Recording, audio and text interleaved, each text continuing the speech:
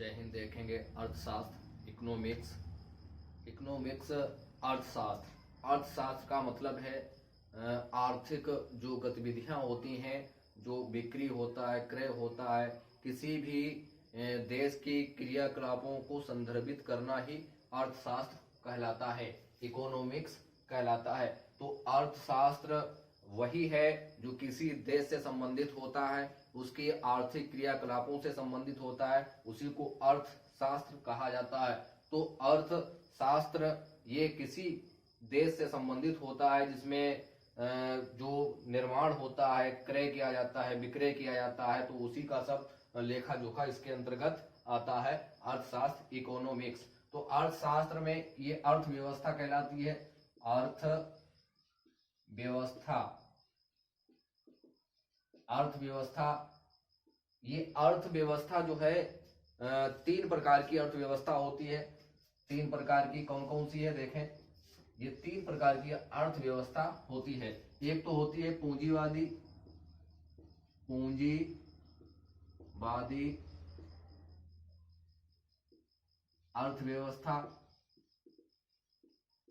और दूसरी होती है जिसको कहा जाता है राज्य अर्थव्यवस्था, और जो तीसरी आती है उसको कहा जाता है मिश्रित अर्थव्यवस्था। तो ये तीन प्रकार की अर्थव्यवस्था होती है, एक पूंजीवादी अर्थव्यवस्था, एक राज्य अर्थव्यवस्था, एक मिश्रित अर्थव्यवस्था। ये अर्थव्यवस्था के प्रकार हैं। किसी भी देश में अपने अपने हिसाब से इनको रखा जाता है अर्थव्यवस्था में। तो देखेंगे पूंजीवादी अर्थव्यवस्था पहली है, ये दूसरी है और ये तीसरी है। और इसमें पूंजीवादी अर्थव्यवस्था, ये जो पूंजीवादी अर्थव्यवस्था में होता है कि कितना उत्पादन करना है, क्या उत्पादन करना है, किस रेट में उसको बेचना है, ये सब बाजार तय करता है। कौन तय करता है? बाजार तय करता है।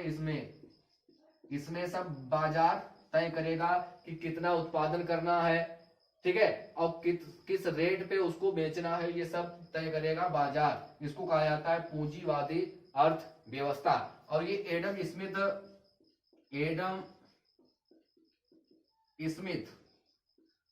1776 इन्होंने किताब जो लिखी थी ये उसी से संबंधित है, पूंजीवादी अर्थव्यवस्था। ये पूरा उद्गम स्रोत वही है जो एडम स्मिथ की जो किताब है, जिसका नाम है द वेल्थ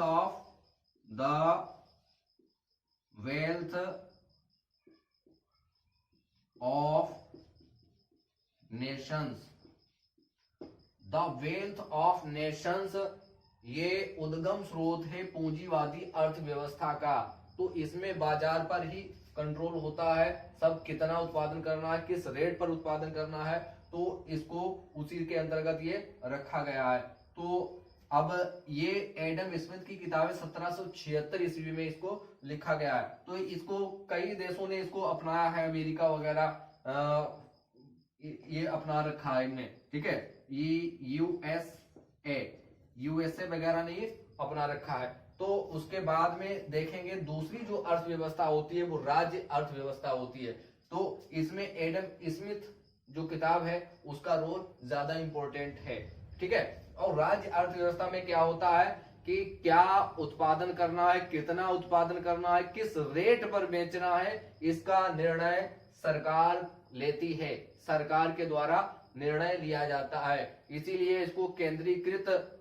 भी अर्थव्यवस्था कहा जाता है, क्योंकि ये केंद्र के अधीन होता है। तो इस अर्थव्यवस्था को केंद्रीकृत व्यवस्था कहा जाता है। इसमें निर्णय लेता है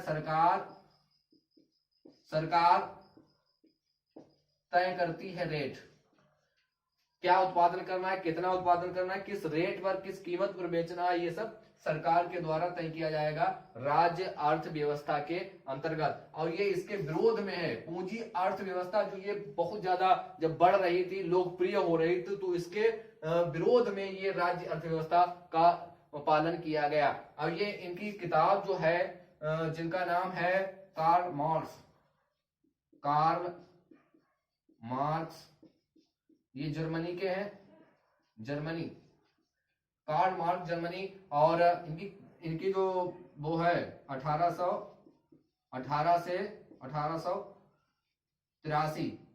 तो कार्ल मार्क्स द्वारा ये दिया गया है राज्य अर्थव्यवस्था, और इसको दो भागों में बांटा गया है। एक होता है समाजवादी और एक साम्यवादी। साम्यवादी, समाजवादी ये रूस ने अपनाई है, और जब बोल्शेविक क्रांति हो गई 1917 के बाद, 1917 के बाद ये इसका रूप देखने को मिला, क्योंकि क्रांति वो हुई वहां बोल्शेविक क्रांति के बाद 1917 के बाद समाजवादी अर्थव्यवस्था वहां देखने को मिली। साम्यवादी ये 1985 से पहले, 1985 से पहले, मतलब इसकी जो वो क्रांति थी लगभग 1885 से पहले लगभग ये साम्यवादी अर्थव्यवस्था थी, और 1949 में ये समाजवादी का भी 1949 में ये समाजवादी का ही रूप इसमें देखने को मिलता है। तो ये अर्थव्यवस्था राज्य अर्थव्यवस्था कहलाती है, जिस पर पूरा कंट्रोल होता है सरकार का। और कार्ल मार्क्स जर्मनी के जो है 1818 से 1883 ईस्वी में इन्होंने इसको वो दिया है। तो ये समाजवादी और साम्यवादी अर्थव्यवस्था कहलाई है। तो समाजवादी, इसमें चाइना ने सबसे ज्यादा इसका प्रयोग किया है, चाइना ने, चीन सबसे ज्यादा इसको यूज करती है राज्य अर्थव्यवस्था के रूप में। और जो केन्स वगैरह हैं, इन्होंने अपने संदर्भ दिए हैं कि कुछ पूंजीवादी अर्थव्यवस्था को कदम उठाने चाहिए, बढ़ाने चाहिए समाजवादी अर्थव्यवस्था की और कुछ समाजवादी अर्थव्यवस्था को भी कदम इधर की तरफ, पूंजीवाद की तरफ बढ़ाने चाहिए। तो इस दोनों का मिश्रित रूप मिश्रित अर्थव्यवस्था कहलाता है। जब पूंजीवादी अर्थव्यवस्था और राज्य अर्थव्यवस्था इन दोनों को आपस में योग कर देंगे तो इन दोनों का मिला जुला रूप होता है। किसका होता है? मिला जुला रूप।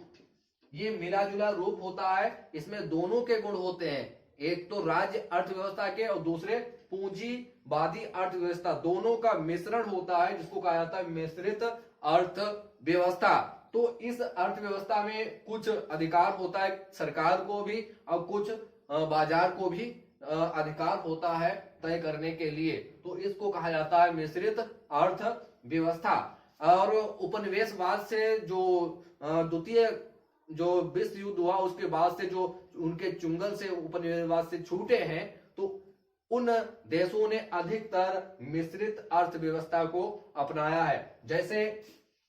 जैसे भारत मिश्रित अर्थव्यवस्था है, मलेशिया है और इंडोनेशिया।